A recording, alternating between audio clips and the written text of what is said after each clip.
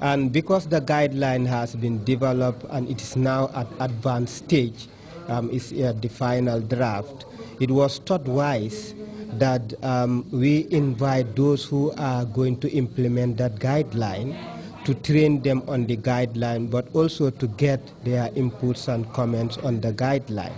And that was the main reason why we organized this training, to ensure that they are trained on the psychosocial support guideline. And this is the first package? Yeah, this is the first training ever on this psychosocial support guideline. You were part of participants on this training. Lessons were learned, you interacted, and you were exposed to various disciplines. How well do you intend to disseminate the knowledge gained? Thank you very much. Really, it has been a very exciting training, very interactive, and we learned so many things as it relates to gender-based violence. And one of the ways that I believe I could transmit this information is, one, I need to start from my workplace at the Department of Social Welfare. I will need to share with those who are unfortunate to be in this workshop. And also being a coordinator for child protection committees within the communities, I'll also want to use those platforms to ensure that it is part of our sensitization programs, to ensure that people are also aware of the consequences and the menace of gender-based violence. In our last segment, we'll look at women and their reproductive health. Cervical cancer is an alarming disease that affects the lives of women, especially pregnant women. We'll now take a look at what causes cervical cancer, or cancer of the cervix. Cervical cancer is malignant neoplasm of the cervical area. It may present with vaginal bleeding, but symptoms may be absent until the cancer is in the advanced stage. Treatment can consist of surgery in the early stage. As we hear more from RVTH Deputy Matron Seni BI. The problems affecting women in the Gambia.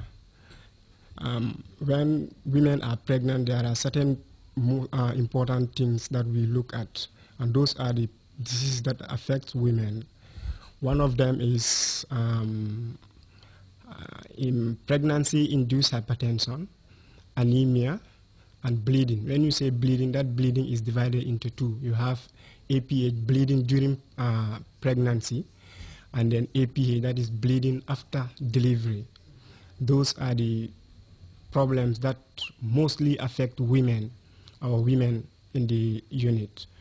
And then other problems that affect women also are STIs, fibroids, and then cancers. Like today we are going to look at the cancer of the cervix. That is our main topic today that we are going to look at.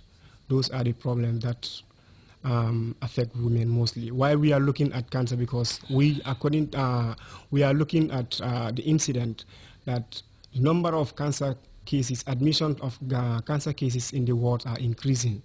So we decided to come up with this problem to talk to people about what is cancer and how cancer is managed. The causes of cancer are unknown, but data have suggested that a strong association between sexual history and practice indicate that cancer of the cervix. In addition, a lifestyle and being identified as a cofactor for development of the disease, like sexual practices associated with an increased risk of cervical cancer, includes onset of sexual intercourse, like before 18 years, or multiple sexual partners. Those indulge in sexual activities at the early age are prone to develop this cancer. And those with multiple sexual partners, today you are here, tomorrow you are there, day after tomorrow you are there. All those people are prone to this cancer of the cervix. Another is history of infection with STIs. Like if you have these STIs, untreated STIs, can also develop to go into for you to develop CA of the cervix, cancer of the cervix. Other things like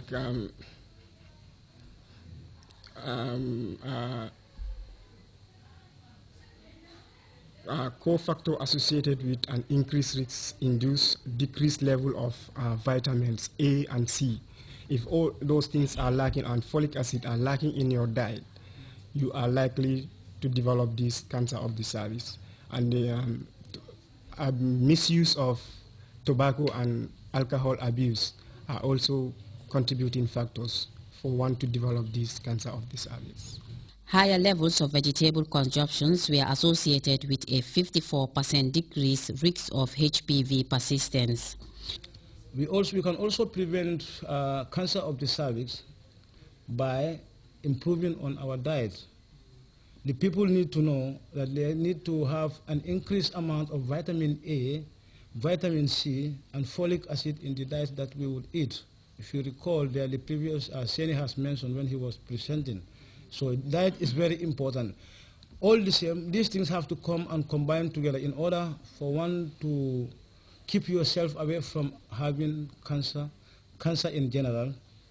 But as of now, we are limiting ourselves to cancer of the cervix, since this is women's program.